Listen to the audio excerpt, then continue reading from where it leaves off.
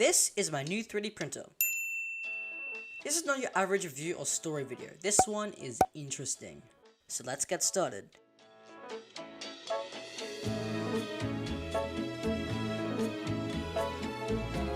Okay, now that the fun part is done, I will continue the story that most people would have probably clicked off by now. But I assure you, to the 3 people still watching, this is an interesting one. August 24th. I had just got the brand new Creality Ender-3 V3 SE. The V3 SE itself is a brand new printer recently released from Creality. Well, as in recently when I wrote the script like 2 months ago. This part of the story will be important soon. So basically, a music stand fell on the printer only 2 hours after I unboxed it. How unlucky. The worst part is, because this is a new printer, there are not yet any replacement parts. But as a glimmer of hope, the only damage to the printer was the extruder cover and the print bed. And supposedly the print bed was the same size as other Ender-3s, Ender-5s, and K1 models.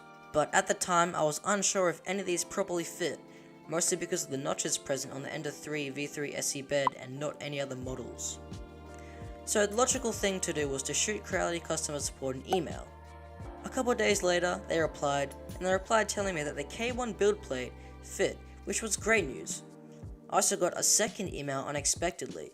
Although it had been quite bad translation, Creality offered me free replacements, which is great because you can buy the K1 bed, but you can't buy the extruder cover because that is model specific.